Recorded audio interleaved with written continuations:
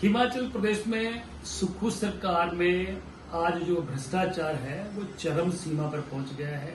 आए दिन भ्रष्टाचार की खबरें छप रही हैं और सरकार ईमानदार होने का ढोंग रचती है। सबसे पहले मैं ये कहना चाहता हूं कि पिछले 3 दिन से लगातार जिला हमीरपुर के पीडब्ल्यूडी डिपार्टमेंट के द्वारा ये जो प्लासी मैड बघेटू सड़क है जो कि हमीरपुर चुनाव क्षेत्र में पड़ती है, 1,85,00,000 रुपए की ये सड़क बनी और इसमें जो अनियमितताएं हुई, भ्रष्टाचार हुआ, जिसकी पोल आज भारतीय जनता पार्टी के लोगों बाद में खोल रहे हैं, पहले कांग्रेस के लोगों ने खोली। किस तरीके से जो डंगे लगे हैं वो जर्जर हैं, हाथ लगाने से, उंगली लगाने से वो मिट्टी नीचे जो है साफ दिख रही है और कभी भी वो गिर सकते हैं। इसका मतलब है कि ये जो भ्रष्टाचार सड़कों के निर्माण में हुआ है ये सरकार के संरक्षण में हुआ है, सरकार इसको पालन पोषण कर रही है। और दूसरा, पीडब्ल्यूडी विभाग जो है, जो कि ये घटना घटी है हमीरपुर पीडब्ल्यूडी के डिवीजन के अंतर्गत है, ये विभाग भी इसके साथ मिला हुआ है। अदरवाइज जब ये सड़क बन रही थी तो विभाग के लोगों ने कोई आंखों में पट्टी बांध के रखी हुई थी, कानों में रुई लगा के रखी थी, क्या उनको दिख नहीं रहा था कि सीमेंट की जगह यहाँ रेत लगाई जा रही है, मिट्टी लगाई जा रही है और ये पब्लिक का पैसा है, किसी व्यक्ति विशेष का पैसा तो है नहीं। और इस तरीके से ये सड़क जो है ये आज सुर्खियां बना हुआ है, हर रोज खबरें छप रही हैं। बीजेपी के लोग इसको उजागर कर रहे हैं, कांग्रेस के लोग इसको उजागर कर रहे हैं। सरकार इसकी जांच कराए, क्योंकि सरकार जांच कैसे कराएगी, सरकार खुद इसमें शामिल है। दूसरा मैं कहना चाहता हूं कि आज बड़ी इसको कहते हैं कि सरकार के लिए बहुत ज्यादा अफसोसनाक बात है कि जिस तरीके से सरकार ने राष्ट्रीय हेल्थ मिशन को लेकर जो एफिडेविट हाई कोर्ट में दायर किया और माननीय उच्च न्यायालय ने जिस तरीके से आदेश किए कि केंद्र सरकार ने जो 521 करोड़ 68 लाख रुपया हेल्थ मिशन के लिए हिमाचल प्रदेश को दिया था, उसका मिसयूज हुआ है, वो सही तरीके से उसका नहीं दिखा पाए हैं कि इसको कहां कहां खर्चा है। तो मुझे लगता है कि वहां भी भ्रष्टाचार हुआ। और हिमाचल प्रदेश के स्वास्थ्य विभाग में तो मुझे लगता है कि आम चर्चा है, ये हिमाचल प्रदेश के बच्चा इसको कह रहा है कि डॉक्टरों की ट्रांसफरों को लेकर जो भारी लेन देन जो सरकार में पिछले 2.5 साल से चला हुआ है, किस तरीके से डॉक्टरों से पैसे लिए जाते हैं, उनको ट्रांसफर किया जाता है, नहीं तो ट्रांसफर नहीं किया जाता है। भ्रष्टाचार हेल्थ विभाग में भी चरम सीमा पर है। और दूसरा, आज हिमाचल प्रदेश में फिर से आपदा आ गई है। मैं ये कहना चाहता हूं कि हम तो धन्यवादी हैं उन सज्जनों के, जो दानी सज्जन हैं, जिन्होंने बड़ा दिल खोल के 2023 में भी हिमाचल प्रदेश की जो आपदा आई थी उसको जो है दिल खोल के जो दान दिया था। परंतु प्रश्न ये खड़ा होता है कि जो दान दिया गया था, जिस मकसद से दिया गया था, क्या वो दान जो दिया गया और डिजास्टर में जो हुआ, जिसमें जो लोग जिनके घर चले गए, अपने चले गए, क्या उन लोगों के लिए वो पैसा इस्तेमाल हुआ? नहीं हुआ। और जब आरटीआई में इंफॉर्मेशन ली गई उस समय तो मुख्यमंत्री ने ज्यादातर पैसा नदौन चुनाव क्षेत्र में अपने कार्यकर्ताओं में बांट दिया। हर तीसरे कार्यकर्ता को, किसी को 75,000, किसी को 50,000 बांटा गया।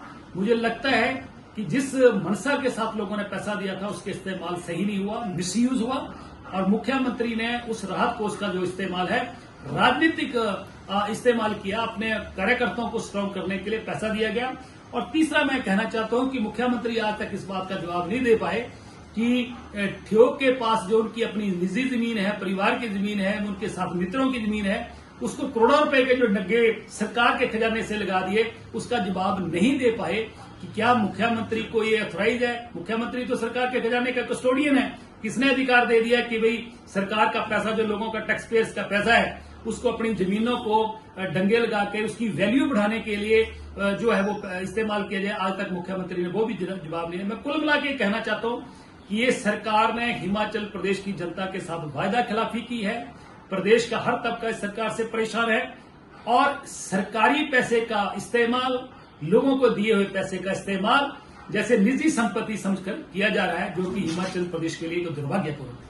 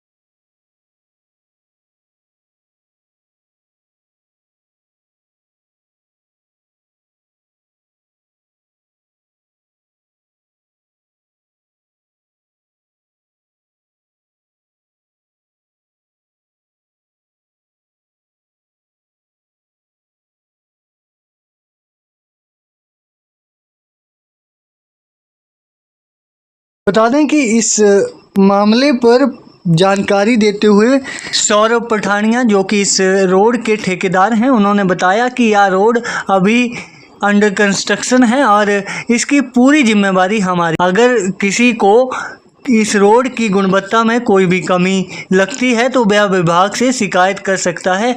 और सौरभ पठानिया ने यह भी बताया कि इस रोड को अभी सरकार के हैंड ओवर नहीं किया गया है।